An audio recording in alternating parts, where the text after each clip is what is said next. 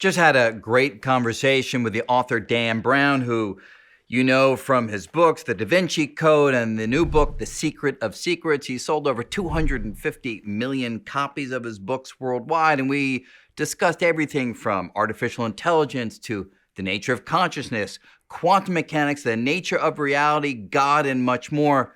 Join us.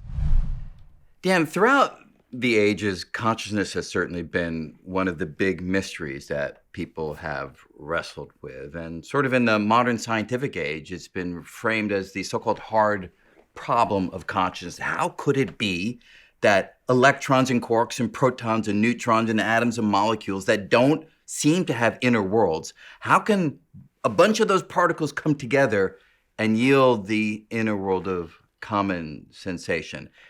Is this a problem that has driven you as well in your writing? Sure. I started writing about religion, which I've come to understand is basically consciousness science before we understood things like quarks and electrons and all of that. And this whole notion of consciousness being local, this idea that all of our hopes and fears and dreams are the product of chemical processes in the brain. That is how it feels to us. That is how I learned about consciousness. And it makes sense. And yet there's so many anomalies that suggest that's not true that I decided I've got to write a book about this because I feel like we're at that moment in human history where science, like the science that you're doing, is starting to say, wait a minute, this notion of local consciousness actually doesn't work. And we need a new model. So it's sort of like we had the Earth, we had a geocentric model of the solar system. Copernicus said, wait a minute, that star should be there. We've got too many anomalies. Let's try the sun at the center, and all of a sudden everything worked. I feel like we're at that moment with human consciousness, and that's why I decided to study it. So I would be thrilled if you could convince me of those anomalies. And I really mean that seriously, because one point where I think I slightly disagree with you is I don't feel like local consciousness is the intuitive answer. It's like consciousness, at least as I experience it and as I've read others have experienced it across the ages, it feels bigger than something that can fit inside the human head. And yet science, as I understand it, is driving us to that perspective, that it's just the chemical processes and so forth. And I have come to be a firm believer in that view, the materialist, the physicalist perspective. I know there's a character in your new book who takes a somewhat different perspective, a dualist perspective, that maybe there's something about the world that embraces consciousness in a manner that's not just inside of our heads. Our heads are kind of the receptors, sure, if you will. I would love that to be the case. As would I. So what anomalies have at least driven you to think that it might be the case? I mean, sure. Do you currently hold that view? Is the view that your character has the same view that you hold? Yes. I mean, if you'd asked me 8 years ago, I'd have a totally different answer. And you have to understand also that you think about these things at a much different level than most of us. Your understanding of science is far different than most of us. So when I say anomalies, I'm talking about those life experiences that are documented medically, things like near-death experiences. Somebody's on an operating table, they die, materially they die, sure. No brain, their eyes are taped shut, no brain activity, and they are resuscitated 15 minutes later, and the doctor says, wow, you're lucky you made it. And he says, yeah, no, I saw the whole thing. I saw the guy with the green shirt come in with that machine, and you did this, and he said that, and the doctor said, I don't understand how this can happen. But it happens over and over and over. That's one anomaly where you say, wait a minute, if your brain is creating your consciousness, it is impossible that you have a point of view from anywhere other than your eyes. It doesn't make sense. Sudden savant syndrome. Some kid in Arizona gets hit in the head with a baseball, wakes up speaking fluent Mandarin Chinese, or is a virtuoso violinist, having never seen a violin. These sorts of things, precognitions, those are the things I'm talking about that say, well, these are outside the model. We call them paranormal because they're not normal. And our view of normal, if you get enough things that are outside of normal, you have to say, well, maybe normal isn't normal. And so sort of come back to, I'm totally open to all those paranormal, anomalous events, experiences, episodes that people have reported. I haven't dug into them deeply in a long time because there was a time that I did dig into them deeply. And every single one that I looked at closely didn't stand up to scrutiny. Have you sort of taken a baseball bat and tried to crush these paranormal events that have been reported, or do you feel like you're very open to it? And hey, if it's enough people say it, I'm willing to go with it and see where. I would say I'm more skeptical than open to it. But it took 8 years for me to make the journey from total skeptic to someone who says, like, wait a minute, there's so much evidence to suggest that something else is happening. I have no vested interest. I've never had an out-of-body experience. I've never had any sort of spiritual flash that made me think, oh my God, this must be true. This is just from primarily talking to people who've had these experiences and looking at even just something as simple as thousands of medically documented moments when people had points of view outside of their body. And I'm just curious if you think that there's any physical way that could happen, and from how you understand. I do. And in fact, in our conversation just a second ago when we began, I briefly made reference to the fact that I think I had a kind of out-of-body experience. I don't know if that's the right language. It was in one of these conversations, worldsciencefestival. I'd done 18 of these conversations in a row over 3 days. I was exhausted. I was speaking to Stephen Wolfram, who will take it to crazy, wonderful places in its own right. And sitting there on stage at the Gerald Lynch Theater in Manhattan, I suddenly was looking at myself and Stephen on the stage. I couldn't tell where the audience was. The room had sort of changed its orientation without me actually moving at all. And therefore, I think had something that some people would call an out-of-body experience. But I didn't attribute it to anything paranormal or beyond physics or physiology as I ordinarily understand it, because I knew I was exhausted. I knew what Stephen and I would sort of look like on stage. Right. My brain was just making it up. Yeah. And that was a real fun experience. In fact, I tried to keep it going while speaking to Stephen in real time in this conversation. I tried to keep it going because it was sort of fun and interesting. But to me, it was just, wow, look at what the human brain can do if it's exhausted, if it's tired, if it's been looking at like an oblique angle for 18 hours, that's not normal. Right. But I don't see it as evidence for anything beyond science as we know it. But somehow it has taken you to that place. In that particular situation, having talking to Wolfram after 18 hours, I mean, I would say it wasn't just him for 18 hours. But that's an out-of-body experience in itself, probably. Right. I have no vested interest in whether or not anyone believes in any of it. I just find it fascinating. Yeah. I find the science fascinating, and in many ways, it's a parallel to the Da Vinci Code. I started the Da Vinci Code when I started writing it, saying like, I don't really believe in a bloodline of Jesus. I mean, there's a lot of people who do, and let me do this research, and came out the other side saying, wow, the story I told in the Da Vinci Code makes more sense to me than what I was taught in church. And I feel that way about this book. I'm writing to entertain, and ideally, people will read this book, become so fascinated with consciousness that they read, books by real scientists about the topic. And so, to say I'm a skeptic, I have I don't have any skin in the game. I'm trying to start a dialogue. Right. And so where have you come out then? Are you a dualist? I mean, do you now think that there is, I guess some people describe it as sort of a consciousness field or something out there beyond us? I think it's beyond my understanding, clearly. And yet, yes, I do believe that there's something far greater than local consciousness happening. And so there's an interesting historical progression, which it's absolutely an incomplete analogy, but I'm wondering if it speaks to you at all, because certainly it sort of helped me process things a little bit. There was a time, 100, 150 years ago, when people looked at living systems and said there's no way that lifeless particles and ingredients can come together to yield a living system. There has to be something else, a life force, a elan vital. There has to be something that injects the currents of life into this collection of particles to make it come alive.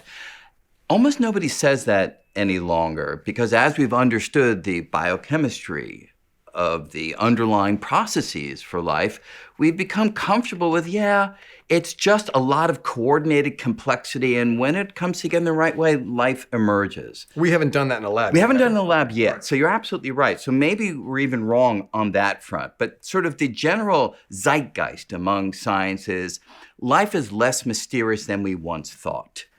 And I feel it's likely we will get to that place with consciousness, that sooner or later, maybe we'll create artificial consciousness, a topic I'd like to come to in a little while.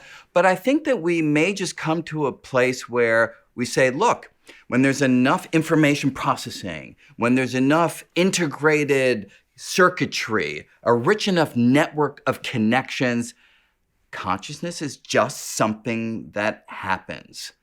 But this does that analogy suggest to you that maybe we're making too much of consciousness? Yeah, I mean, it does. But it could be as simple as, hey, consciousness, that your brain doesn't, let me put it this way. It's much more complicated for brain to create consciousness than receive it. So yes. I actually think this is a simplification process to say, no. There's not magic happening in here. There might be magic somewhere else that you're perceiving. But I actually think it is a simplification. And so if you imagine other life forms on the planet that have some degree of conscious awareness, dogs, cats, are they, in your view, tapping into the same kind of overall quality? It's an amazing question. I mean, you start getting down to toads. I mean, who knows? It's a great question. I don't have an answer for that. Do you have an instinct? Again, because my view is that consciousness is local, that it's something that brains create. My view is when a brain is more sophisticated, if we don't rely on human exceptionalism, but just sort of look at our own brains, then it creates the kind of consciousness that you and I are aware of.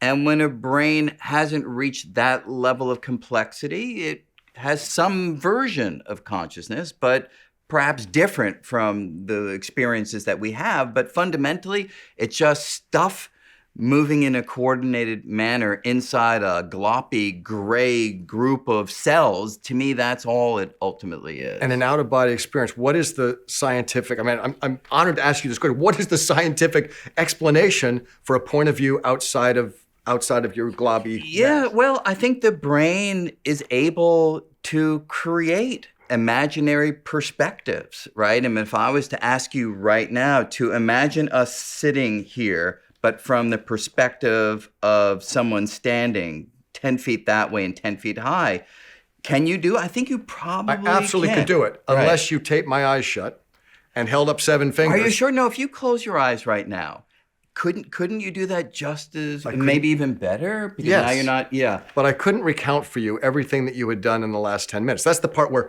I'm with you. Yeah. But the part that I sort of go, that makes no sense, is when doctors say, listen, this person came back and described every person who came in the room.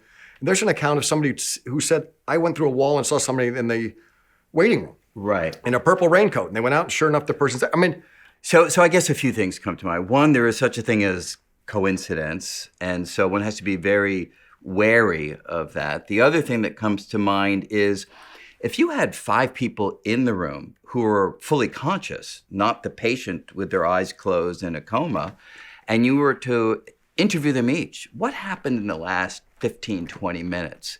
You would get 5 different stories. That is true. And so I had this wonderful conversation with Paul Bloom. I don't know if you know him. He's a psychologist at Yale at Toronto. And he went through the data that he and his colleagues have been studying where so much of our memory is constructed. So much of our memory is made up, which is, to me, both wonderful and frightening because we rely upon our memory for meaning and what we've done.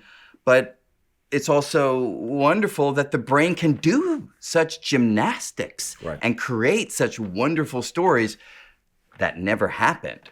And so, again, I think it's quite conceivable that the patient free associates the basic ingredients and the doctor's like, well, yeah, that's right. Having never had an out-of-body, I can't argue. Yeah. I've never had one. Yeah. So, it's so I sort of come at sort of a hardcore physicalist perspective. You're a Gessner. The character is the That's materialist. passing your story. Yes, right, exactly. The materialist perspective. But I would love it to not be that case. And Why? Well, How is it because- different? Well, the things about physics that excite me the most are the things that suggest that surface level experience doesn't really dig into the true reality. I can't tell you how often I thank the universe that Isaac Newton's view of the world, which was extremely powerful and accurate in describing the motion of the moon and the planets, it turned out not to be the full story. There's this whole quantum mechanics story underneath, and it makes the world so much richer because everyday experience is Isaac Newton. We don't directly experience quantum mechanics, and yet that's not the truth. That's not the true underlying deep reality. And so if the same would be true of consciousness, I'd be right there, excited about that possibility, but I've just never seen anything yet that's sort of taken me to that view. Interesting. And so when you write characters whose dialogue and whose interactions and whose exceedingly exciting events with all the wonderful capacities of a writer that you have, are you, for the most part, trying to create a page turner for the audience, or are you trying to move culture in a direction to think about, say, consciousness or religion or symbology or whatever the topic might be in a different way? It's the latter. But I've come to understand that my first job is to entertain. Because if I don't entertain, people won't read the book. Not everybody can read The Elegant Universe and process it, or even choose to. Just Certainly because, my mother couldn't. That's right. I loved it, and after this, I'm going to find out what it was about. But I'm trying to create a dialogue. Yeah. And if I've done my job, people have had a great time reading this novel and come away going, consciousness is fascinating. I never really thought about it. And that's why I have a character who's a Gessner character like yourself, and I have a character like a Catherine Solomon character who's a noetic scientist who believes like something else is happening. And I have Robert Langdon in the middle who's skeptical. And every time Catherine says, no, there are all these out-of-body experiences, Robert Langdon says, oh, that's ridiculous. It's just your brain's free associating. So you'll see a lot of yourself in Langdon, but he eventually gets dragged along down this continuum of, hey, actually maybe something strange is going on. And so do you think that this urge that some people have, I think many of us at some level have, for consciousness to be something special, do you think that ultimately comes from our awareness of our own mortality? Fear of death. Yeah, It is the great shared fear. It's the great equalizer. It doesn't matter where you're from, what language you speak. We're afraid of death. There has never been a religion that has survived that has not promised life after death. I could come to you and say, Brian, I've got the greatest religion in the world. And you say, sounds amazing. Oh, one caveat. When you die, it's over. You'd be like, yeah, no thanks. We need that. It is the one thing that we have no guarantee of. It's the ultimate paradox. It's the catch-22 because we're all going to learn the answer. We just can't get back to tell anybody. Yeah, so sure. When we finally know. So we're all super curious about it. No, I've certainly had these moments when we all now and then think about what will it be like that last moment, wherever our deathbed in a hospital, and there's part of me that says, yes, it will be sad, but it will also be potentially deeply exciting because finally, the mystery, if there is anything to it, will be revealed. One hopes. Yeah. Are you familiar with the work of Ernest Becker, Denial of Death? I have a copy on my desk. Yes. Yeah. So it had a big impact on me, and it's basically along the lines of what you were saying. Did you agree with a lot of it? An awful lot of it. Okay. If I was to go back and reread every passage now, who knows? But certainly when I was in my 20s, which is the first time I read it, and then I read it again, probably in my 40s, it certainly felt like it was speaking to the real root of human motivation, that so much of what we do is in response to either an explicit or an implicit recognition that we're going to die. Sure. And there's a lot of science to suggest that fear of death is the catalyst for a lot of bad behavior. For nationalism, for materialism, for saying, I've got 87.2 years on this planet. I've got to amass all I can. And this notion that, hey, maybe someday we find out that this is one stop on a longer continuum. And you think, well, maybe some of this behavior is going to start to disappear. And so if that view speaks to you, does it then perhaps, what it does for me at least, is when I see a lot of work, mental energy being devoted to trying to make consciousness something bigger than just the physical, I understand it. We're carrying out Ernest Becker's Immortality project, right? We're trying to say, yes, the body dies. That's sad. But hey, our consciousness lives on, and so don't let it turn you into what the terror management theorists call a quivering pile of protoplasm, quaking at the possibility of your own death.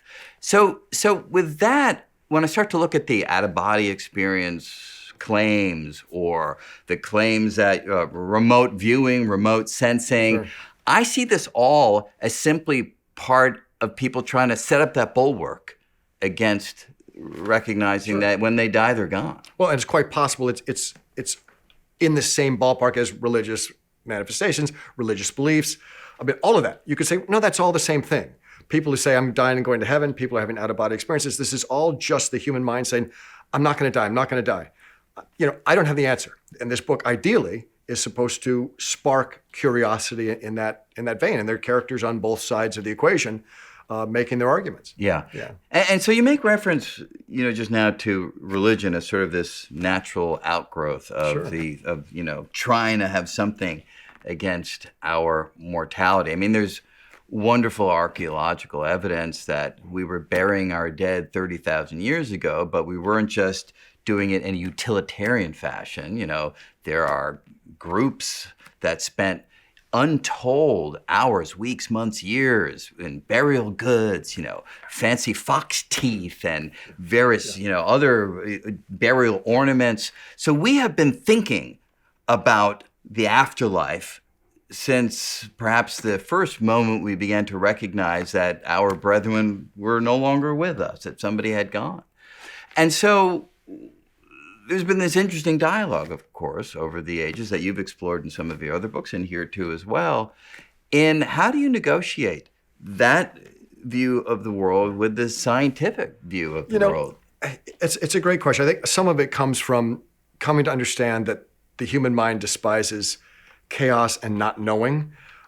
We don't like disorder. And I sort of feel like religion and conspiracy theory all come from the same place. We like to know somebody's driving the bus. And I remember when I was a little kid, I had a friend who died of leukemia. I was 8 years old, went to church, and the priest said, this is part of God's plan.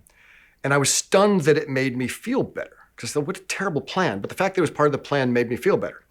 And I came to realize later in life, that's part of how religion works and why it makes us feel good to say, look, there's a plan. You don't understand. And when things are terrible for you, that's this benevolent God testing you to make you stronger, and it's all going to be okay. And I feel the same way about conspiracy theory. Bad things happen, and rather than feeling like it's random, which is terrifying to us, we say, no, there's a dark cabal that's doing this and that, which is horrible, but at least we know why it's happening. And so do you, in your own personal life, do you consider yourself religious?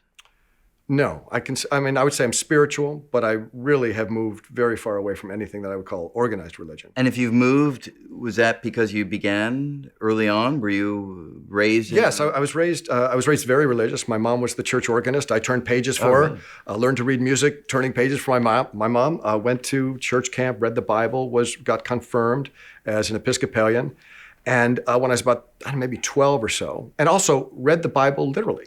Read Adam and Eve as a literal story, which I came to learn when I went to the Boston Museum of Science that there's this thing called evolution.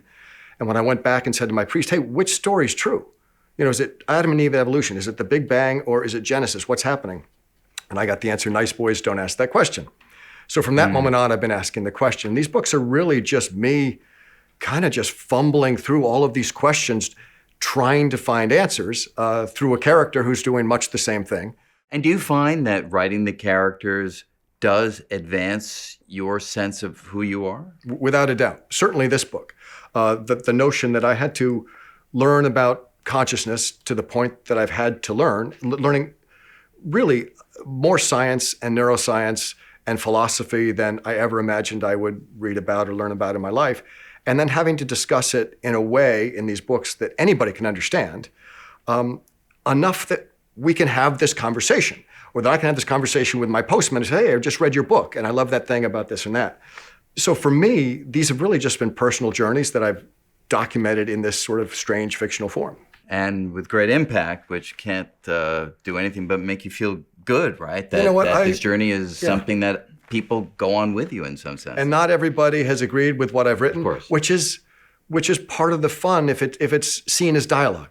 I'd never expected Da Vinci Code to be controversial. I mean, maybe that was naive, but I just said, what does it mean for Christianity if Jesus isn't the literal Son of God? Right. Seemed like an okay question. Well, some people felt it was not an okay question. I can't imagine this book will be controversial, but I've been wrong in the past. And maybe there will be a lot of materialist scientists who say, no, absolutely not. Yeah, I mean, I can certainly, who knows, but I can certainly imagine that being the reaction. I'm anticipating it, right. which is why there's a Gessner character, which is why those arguments are put forth. And somebody said, no, go back to Sedona, buy your crystals, and watch the sunrise and think that it's something other than a planet moving, or the sun moving. And I don't know. So we'll see what happens. So let me just say where I come down on these ideas. Obviously, there are certain of my colleagues, no need to name names, but they're well known, who sort of proselytize or preach, but they probably wouldn't like those particular verbs. That religion should be wiped off the planet. We would be just so much better if there was no such thing as religion anymore. Now, I feel completely different. To me, religion is one of the wondrous creations of the human mind in response to this terrifying fact that we're these little creatures crawling around this planet who are ultimately going to die. And to be able to come up with these systems that allow us some degree of comfort in the face of that kind of terror, I think is absolutely wondrous. Now, look, of course, religion has been the source of great pain and tragedy. It's been used for awful aims. As have fire, the wheel, the computer. Precisely. There's so much good. There's so much more good in the world than evil. Yes. And you could say, we have never created a technology or even a philosophy that hasn't been used for evil, whether it's the wheel, fire, the computer. We've all found ways to use them for evil, but they're primarily used in creative, constructive ways. Religion has done so much good in the world. It's a source of enormous comfort for people. It's a guideline of morality. The problem comes when we read our scripture literally. That was the point I was going to make. Yeah. Exactly right.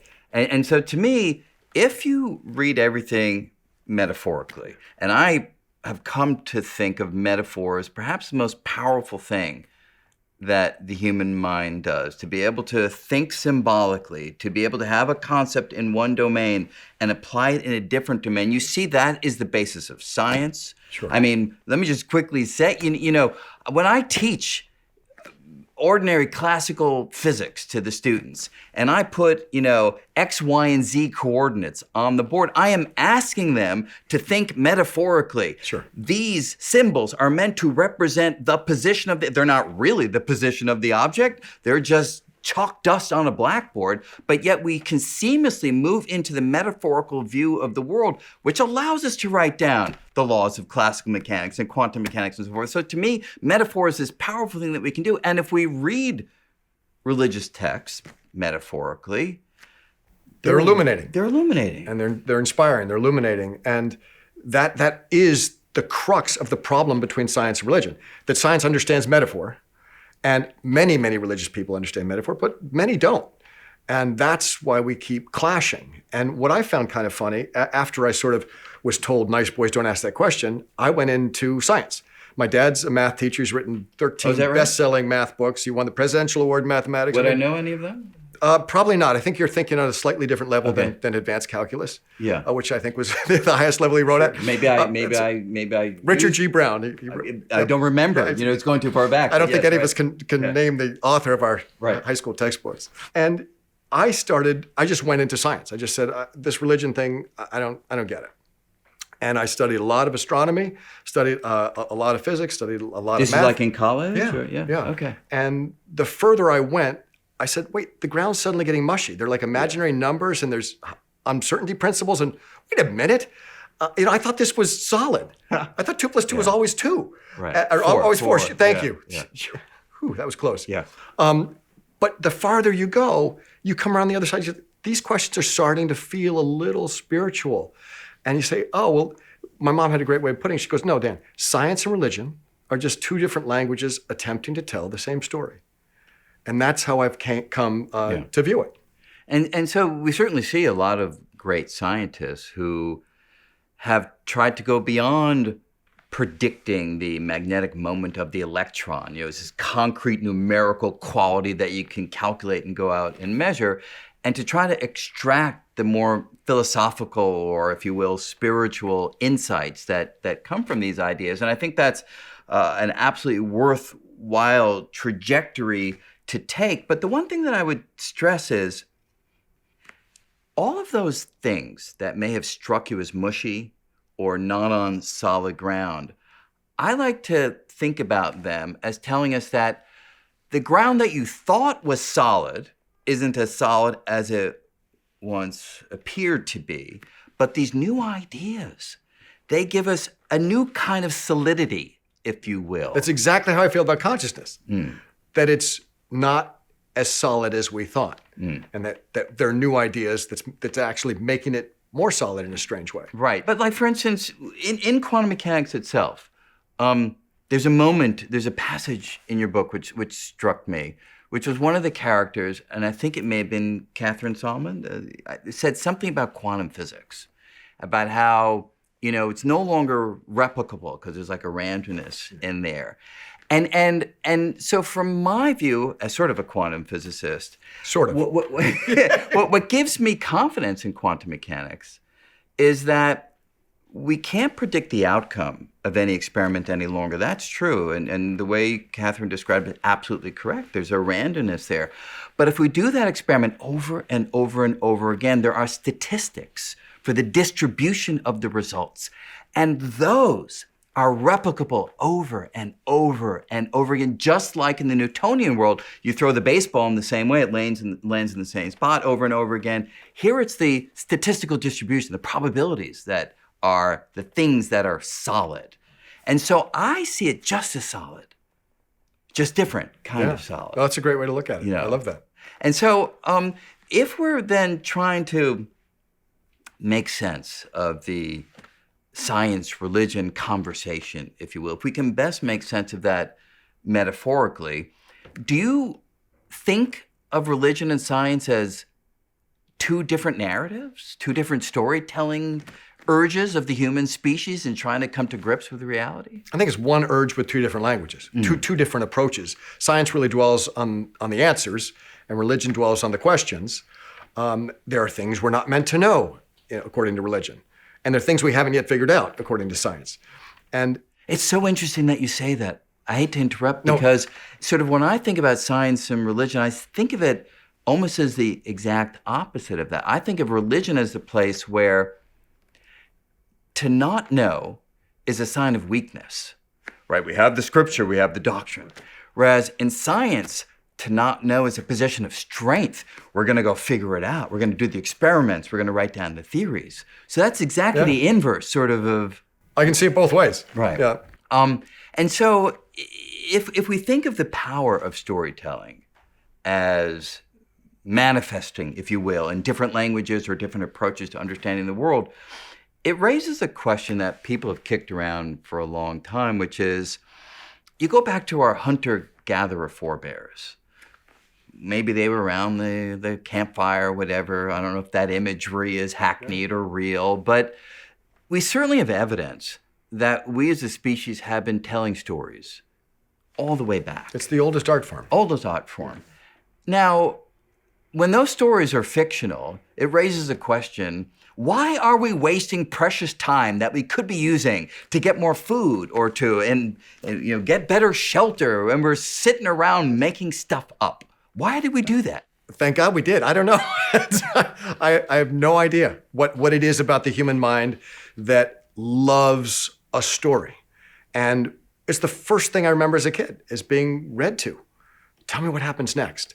And on some level, I mean, maybe there's a parallel with science, like you find out what happens next and it's exciting not knowing there's an answer. But it's the oldest art form. And if you look around us, if you look at Netflix and you look at all the streaming programs, all the books, all the plays, everything, we are 99% entertained by stories. And when you think of your own journey as a writer, I mean, obviously you are taking, as you say, big questions that certainly people do pursue in an academic setting, in a nonfiction setting, write nonfiction books about it. You're working them into fictional narratives. So your own urge for story is right there on the page. What do you attribute it to for yourself? You know what's unusual is I don't read fiction. I read nonstop, but I read nonfiction. Oh, is that I can't true? think of the last time I read a novel. Huh. I may read endlessly, but it's all nonfiction, usually for research. I love storytelling because I grew up with stories. My parents did not have a television. They said, we're not going to have TV. You're going to learn how to play music, and you're going to learn how to read. That's what we did as kids. I think music is another form of storytelling. It's a symbolic language in the same way math is. And so I grew up understanding and really enjoying symbols and codes. My dad would start a Christmas morning. We'd come down there, no presents under the tree, just a code on a note card. And we'd read it, and we'd decipher it. And it would point to, the kitchen. And, maybe the answer is tea. And you go in the tea canister, and yes, there's another code. And it was a treasure hunt. Really? Maybe 10 codes, and then you finally find your presents. So that's how I grew up, and treasure hunts were fun. Did it ever get frustrating? You're like, just give me the present. Yeah, that wasn't going to happen. My dad was a pretty strict teacher, and, it might be noon before you find your presents, but you would find them. And when you think about then storytelling in that guise, and it's so interesting to hear that you don't read other fiction, the only fiction that sort of you read as your own, as you're writing it. So do you see story as a way to work out mysteries, to try to reframe the things that are difficult for you to grasp by, I don't know, putting them in a story-sized nugget that you own, that you control since you made it? Sure. I mean, I get to say, okay, this character is Brian Greene, and this character is a noetic scientist, and they are going to have a conversation about whether consciousness is local or non-local. Let me read everything Brian's written on the topic and everything this person's written, and what would this argument look like? And so, yes, I may come out on one side or the other, but the reader may come out on a different side. And none of these books require you to end up a believer or a non-believer in anything. Yes, I worked that out myself through having an excuse to understand both sides of an equation and find out where they meet. And so in a long project like this current book took a number of 8 years. 8 years, Yeah. right? How much of that is actually, there's a partially written text, and how much of it is you're just gearing up to get ready to write it? In this case, a couple years was research. In fact, Catherine Solomon, this character who's a noetic scientist, I wrote in a book 10 years ago called The Lost Symbol. And she was an ancillary character, and noetic science didn't play a huge role. But in researching just a little bit for her part, I thought, consciousness is my next book. It wasn't, because I couldn't figure out how to do it. As you well know, consciousness is a very ephemeral, ethereal topic. It's to figure out how to write an urgent, grounded thriller about something as ephemeral as consciousness. It's kind of like trying to get your arms around smoke. I mean, I just couldn't find my way in. And that took a long, long time of really understanding the topic to figure out how to frame it. And when I did, the book, maybe took 4 years to write. And do you find, because no doubt your own understanding and thinking about these ideas has some fluidity to it. Sure. You read a new article, you read a new book, it can enhance or change your perspective. Have you found at times that you go back and you're like, I've got to change the story? Yes. Because I no longer think that's the right way of thinking about it. Well, fortunately, my lead character is skeptical. And he's also not a scientist. And so he's like me. And he can ask all the questions that I'm having of these characters who are much brighter and much more schooled in the worlds of science. And so I get to sort of try to convince him as I'm being convinced. And there are times that I've been convinced of something, gone down a road, and then hit something, go like, you know what? No, that bit of information wasn't accurate. Sounded accurate when I read it, but now that I've read more, I realize that's not quite right. And you have to rewind and take that out and maybe go a slightly different way. And so, are you like, for instance, when I read a book, I must revise 100 times. Yeah. Often it's just the finer details of that sort of thing. Sometimes it's a more major change. Are you a big iterative writer, or is it sort of, for the most part, you've got it and... When you write thrillers, you can't just sort of hope you've got an ending. It's kind of like building a house. You got to put down the foundation. Yeah. And, the interior walls may move, and you may paint this room pink when you thought it was going to be brown. But really, the foundation has got to be there. And there's a great quote from a wonderful fiction writer who said, novelists who start a novel without knowing where it ends, they're just liars. The reality is you're trying to tell a story. You're not trying to figure out the story. You're trying to tell the story. You know the story. And I would imagine in nonfiction, in some ways, it's got to be a little easier, at least as far as structure, because you're studying and learning as you go, and you're formulating your own thoughts, and nobody is counting on where the book goes. It's going to go wherever it takes you, and that's fascinating to us to watch your mind follow this problem. And we say, well, wherever it ends up for Brian, that's great. I'll end up there. Right. In fiction, you've got to set up things in the very opening that pay off way down here. And so I will usually write the ending first, and then I will rewind as far away from that as I can get,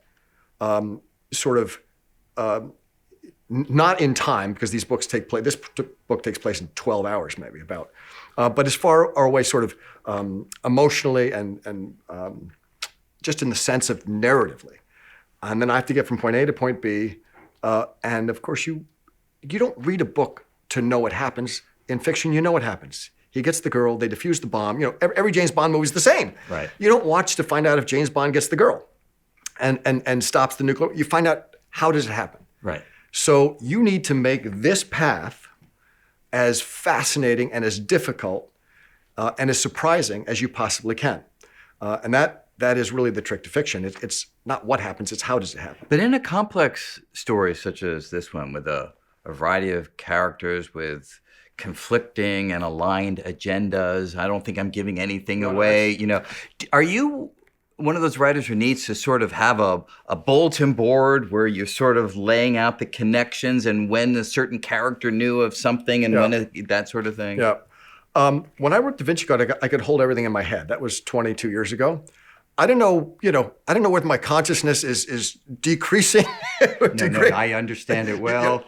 Even your brain's having some issues. Okay. Oh, yeah. Now, when I wrote The Secret of Secrets, my office looked like the lair of a serial killer. In that movie when you finally get there and there are note cards. A Beautiful of pictures. Mind, right? Yeah, basically, yeah. Not so beautiful at the end. I was pretty fried. But I definitely need a visual representation of what the story is going to be. And it's a little daunting to see it sometimes. But the nice thing about writing fiction, at least, is you don't need to know it all in one day. You can focus on one idea or one location and just sort of trust that the other information's there, and I'll learn that tomorrow. Right. And clearly, after the success you've had, you have confidence that you're going to be able to do that, and that allows you the flexibility to go forward.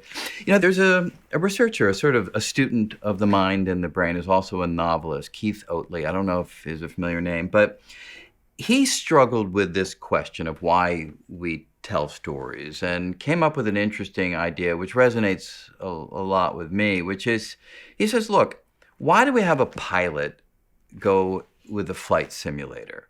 Well, it's a safe space in which they can fly that plane and encounter the troubles of turbulence or hurricanes or tornadoes and learn how to deal with it without dying in the process.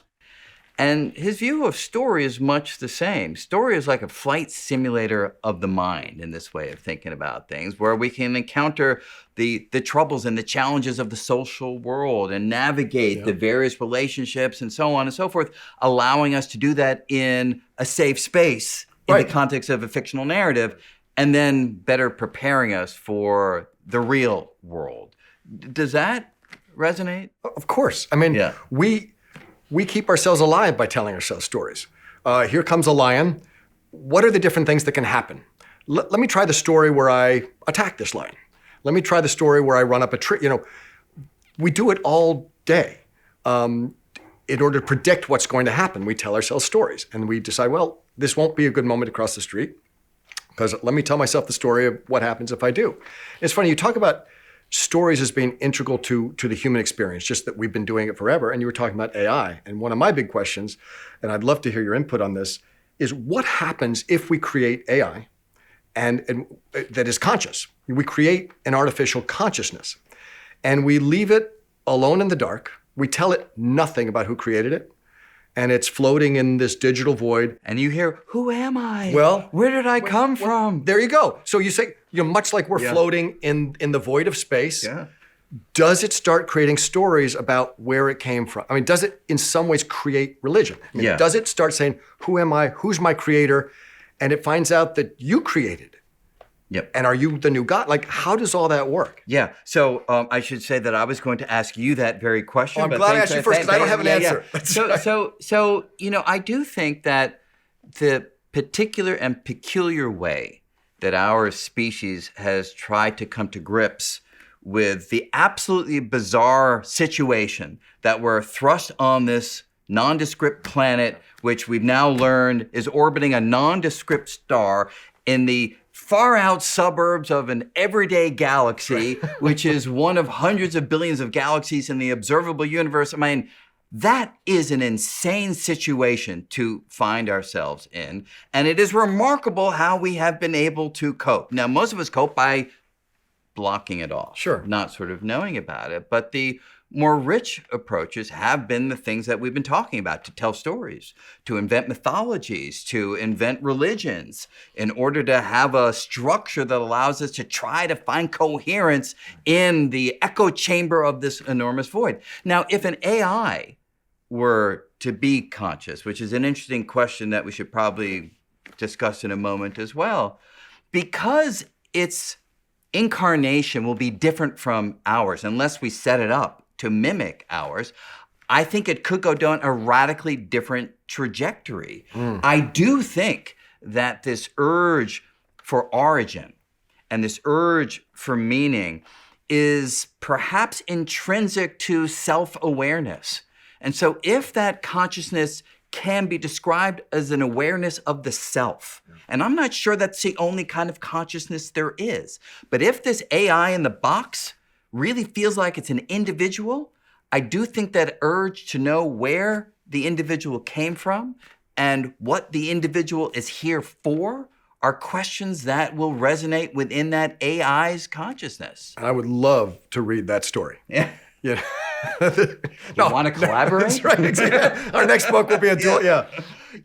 Yeah. So, but I can also imagine, and again, interesting to hear your thought, maybe one day we encounter an alien intelligence, and that intelligence is conscious in the sense that feels similar to our world, but maybe that inner world in detail is so peculiar relative to our experience that these questions, the AI or the intelligent alien just kind of shrugs their tentacles and says, no, it just doesn't speak to me, that issue or that question, But, is it, so do you think some of our tribulations are universal, or are they all peculiar to our circumstance?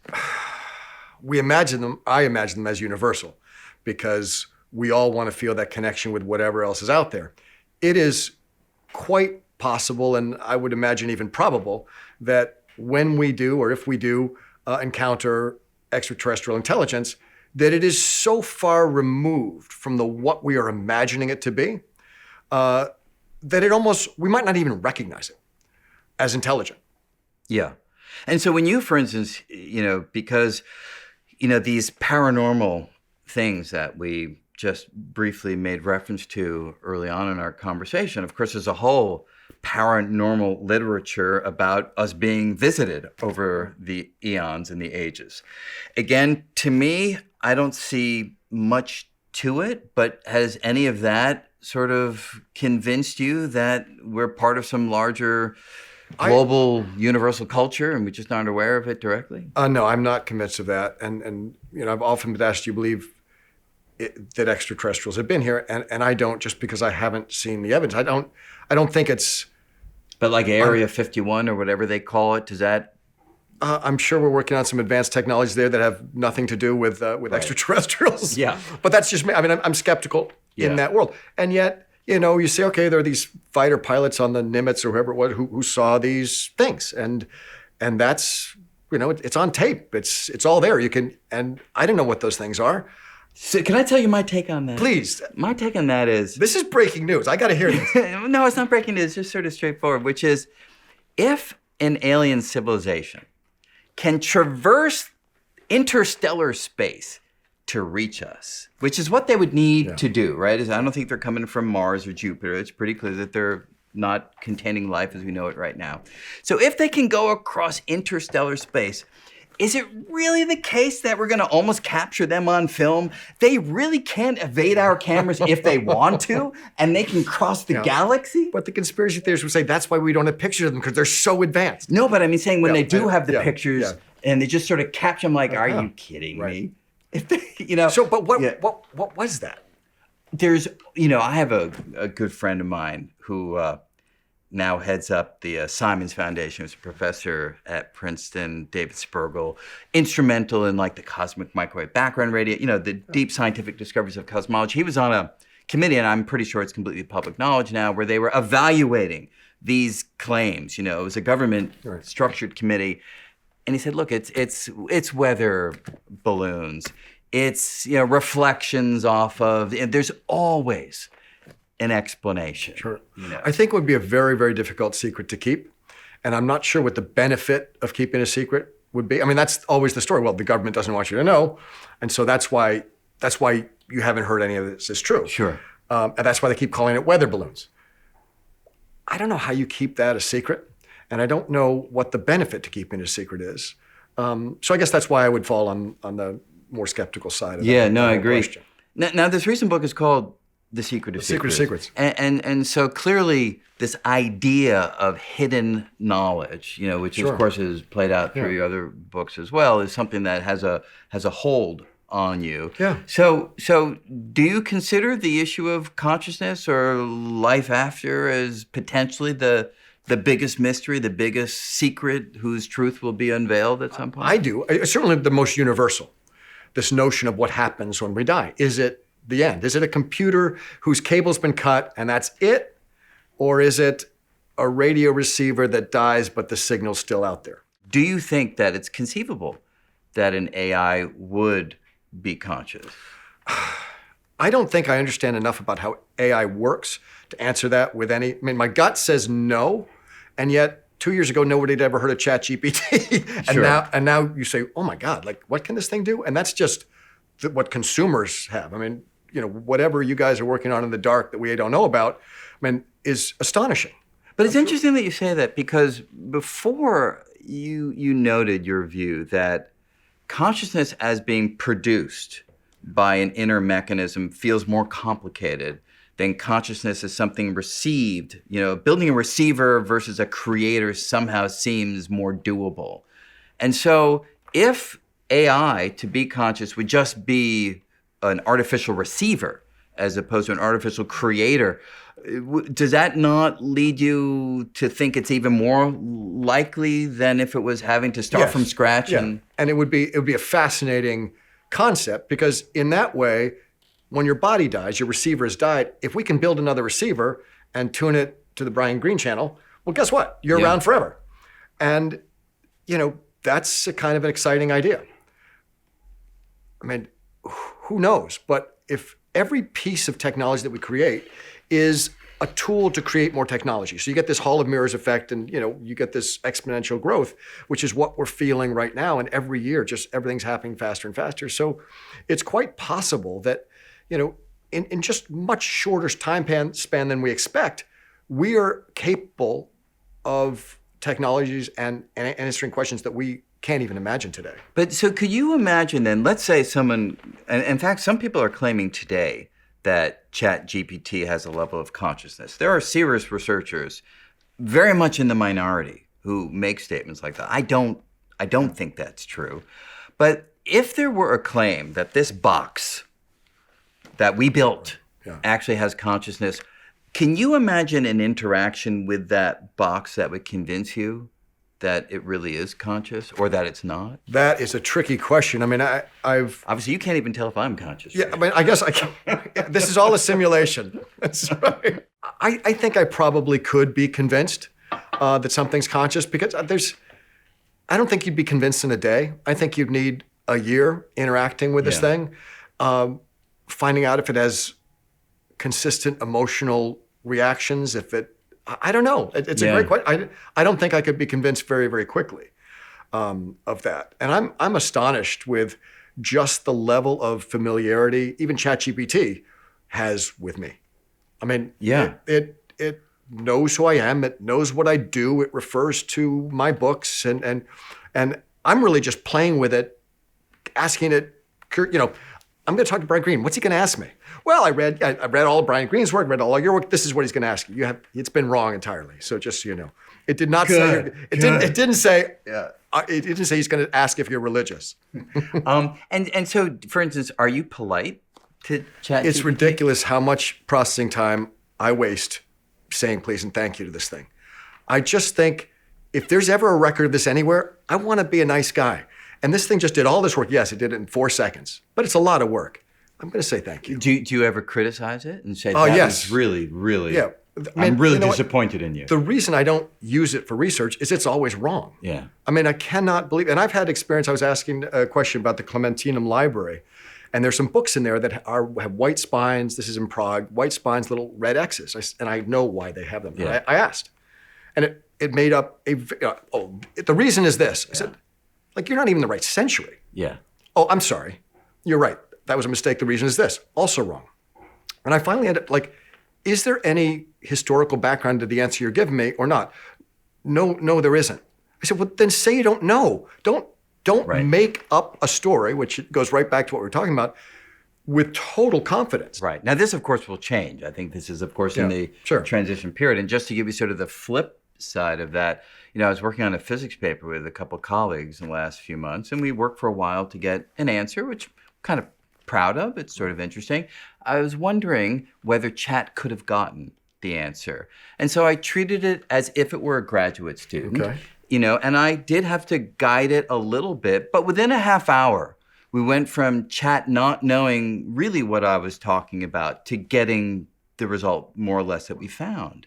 Now, you'd say, well, okay, that's what you do with a graduate student. You sort of live, but in a half an hour, that was the really remarkable thing. And so early on, it could get ideas in physics, but it would do all the calculations wrong. Now it's doing all the calculations correctly. So it's whether it can get the white spine in the book yet, of course, it still is making stuff up when it doesn't know. But obviously, it's going to change. And so where do you see our relationship with AI going, or is that like the next book? Well, I mean, actually, I wrote about it in Origin. Just this notion that we got 2 species. And technology is evolving much the same way all of biological organisms, and their technologies have said, like, well, let me try this. It died. Well, there's the dinosaurs. And it's just trial and error, and you get to this point where now all of a sudden these 2 species are intermarrying. And yes, we now carry a member of the other species with us all the time. Some people have them embedded in their heads, and soon we all will. We're going to become a new species of technologically enhanced. I guess you still call us humans, but it's different. Especially if ChatGPT or if AI gets to the point where it can even mimic consciousness to the point where most of us are convinced that it's just part of the way we think. Yeah, right.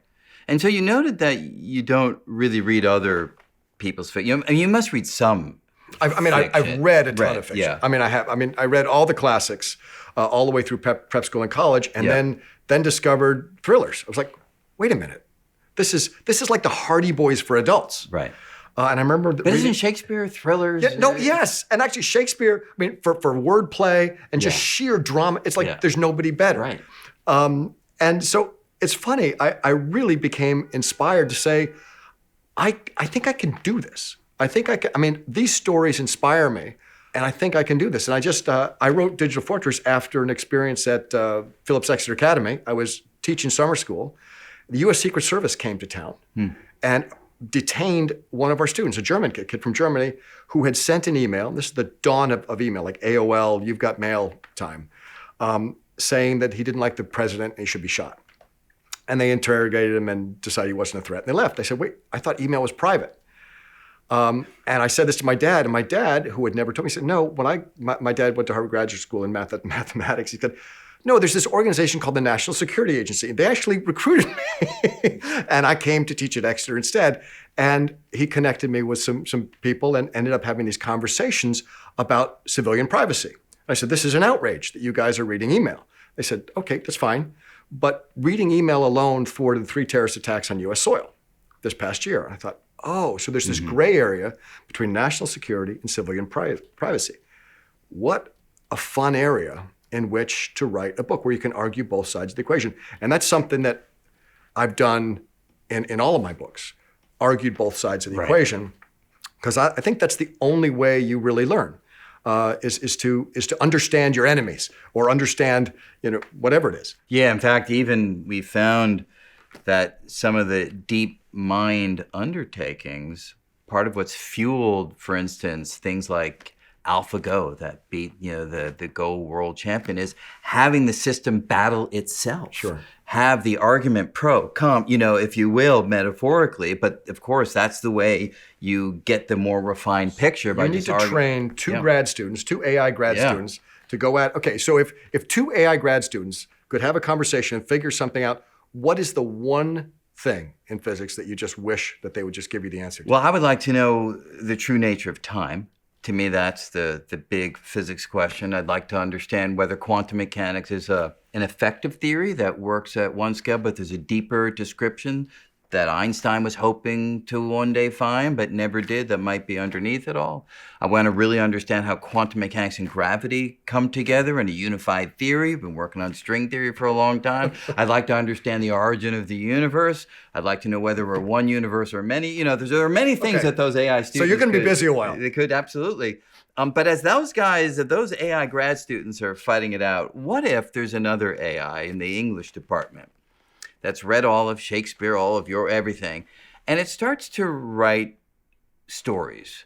Would you have any interest in the world to read those stories that don't come from a human directly? It is so difficult because I haven't read much AI. I have asked AI, hey, write a paragraph in the style of Dan Brown about the Vatican. And I look at it and go like, ugh. I mean, either I didn't know I was that bad or this AI is bad. I'm not sure which. But it doesn't look like anything I'd want to publish at this point. And I would imagine that if you were handed a book and said, oh, this is by a new writer, we really think and it were written by AI and it's pretty good, your mind would trick you into thinking this is a person. So yeah, I think the answer, the only way to dodge the question is say, yeah, I'd probably be interested if I didn't know it were AI. Right. And what would the difference be? Once you learned that it's not a human being and it's AI, what chain of reasoning would go through your head leading you to like, oh, I'm less thrilled with it now? It's not original. It's imitating. It's an amalgam of imitations of everything else that's already been. But don't you think that's what we all do? Of course it is. But we do it legally. We do. Right. But let's say it's all legal. Yeah. Everyone's given their rights. They get their royalties. Morally, legally, yeah. But is there any real difference? Because, look, I love to think that I've had original ideas.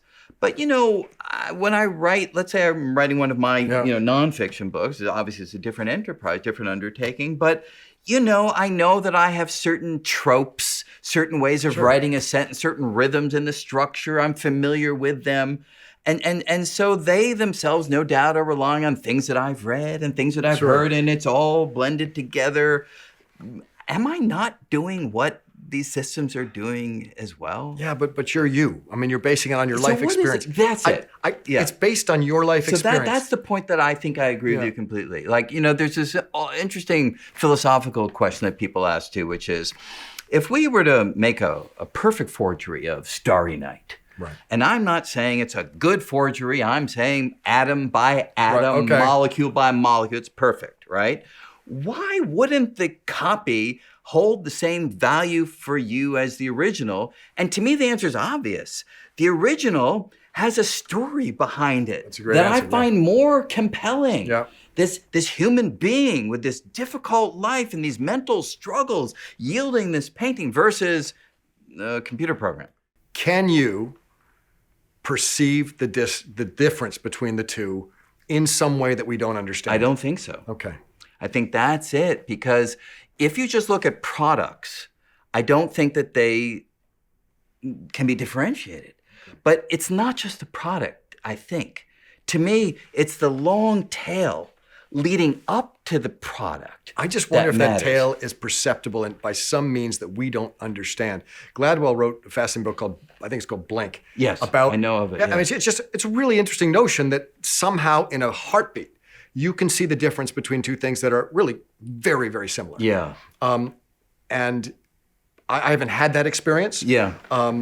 And I can certainly well imagine Yeah. that, but for the thought experiment, I'm willing to say that the way light bounces off these two paintings is literally identical. So there's no physical means of distinguishing. It's just the history Sure. that differentiates them. Well- And so an interesting question then is, will we come to a point where AIs, we ascribe to them enough of a life history or the analog of that we're interested Yes. in what they Of course, there will up come a with, time. I mean, you know. we're in the infancy. Like, Yeah. we're the cusp babies. You know, we remember before AI. I remember back before AI. I remember how great that was. Yeah, we all can go back That's 3 right. years. We go back 3 years. Yeah. And, you know, kids were born now, like, Yeah. they're talking to ChatGPT every day, or whatever their AI choice is. Yeah. And it's going to be kind of like, I mean, it's kind of like ebooks. I mean, ebooks came along and said, well, Right. I think it's great that people can travel with just one book, that a lot of people can't afford hardcovers, can just read these digital books. Yeah. That's great. But I prefer a hardcover book. But I have nephews who grew up reading ebooks, hardcover books, paperbacks, whatever.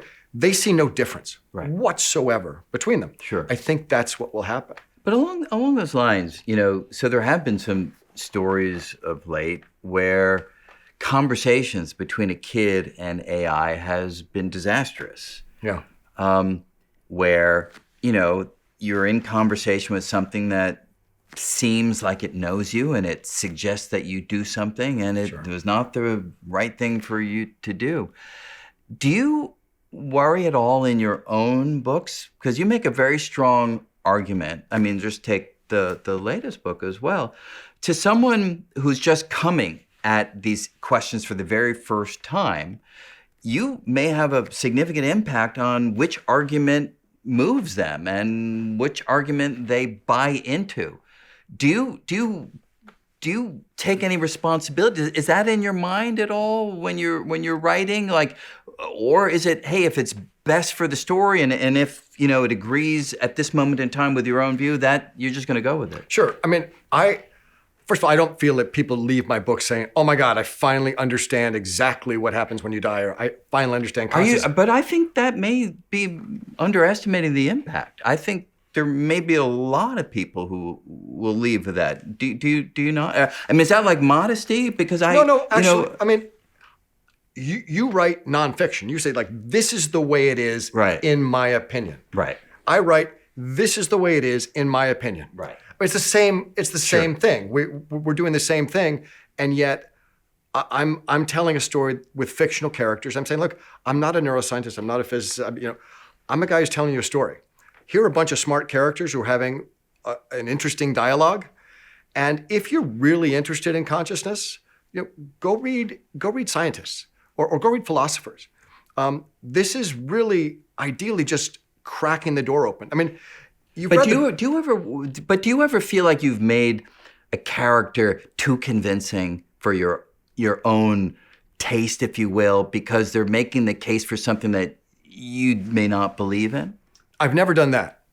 I've had a character be fascinating in a way that they're espousing what I have come to believe. Right. So from that standpoint, the books are biased. If your hero finally ends up on one side of the argument, saying like, I never imagined any of this was true, but I guess there's a lot of evidence to suggest it might be. But at no point has this character, Robert Langdon, ever said, there's absolutely a bloodline of Christ. There's absolutely non-local consciousness. He just takes this journey in all of these books. And really, you asked me early on, my job is to entertain. Like I take that very, very seriously. And the very first thing I want is for somebody to read this book, just have a great time. They say, like, I never read fiction. All I do is read nonfiction. But I read this one book, this one novel that just got me thinking about all this stuff. That's the kind of novel that I want to read. When you're a creative person, all you have, as you know, is your own taste. Like, that's what guides you. You write the book you want to read, you write the symphony you want to listen to, and that notion of just hoping somebody shares your taste is really all we have to guide us. And so imagine 50, 100, or 1,000 years from now.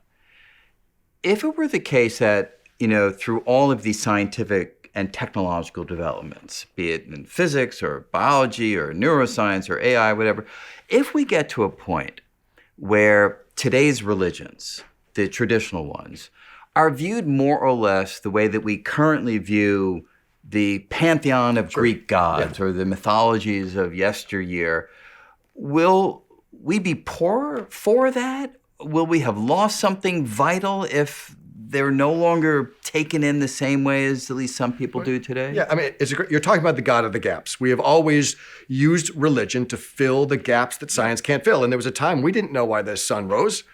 We said, okay, no, it's Helios, and there's this chariot. And then we said, oh, no, wait, something else is happening. Helios is dead. And that pantheon that you're talking about has just fallen away because science keeps answering all of the questions. And now the big questions, what happens when we die? Where do we come from? What's the meaning of all of this? Those are in the realm of religion. But that realm keeps shrinking. And if we figure out scientifically what happens when you die, that's going to have enormous implications for religion. And it's fascinating to note that religion is strongest in the youngest cultures. Religion, if you just look at statistics, Europe, the older civilizations, are much less religious than the US. And the newer civilizations in Africa are much more religious than the US. So it seems to imply that through evolution of a civilization, you become less religious. And certainly science is going to play an enormous role in that. I think already has. And I do think the religions are in the process of disappearing as we know them. And will that be a loss, do you think, overall? I think it depends what science finds. Mm. And so let's say we are, through scientific means, able to extend the human lifespan, or maybe even have that AI box where you can upload the consciousness. Would you choose to do that? Yes. Yeah, I would. Would you? I would. Are you a religious person? Not in any traditional sense. I would give more or less the same answer that you did. I feel like I'm a spiritual person because I engage emotionally with the world in a way that I find deep and satisfying, but I don't go to a traditional service. Because religion doesn't have the market cornered on communion and hope and compassion and even prayer. I mean, they position themselves sometimes as having that market corner. It's the only place you can access the divine.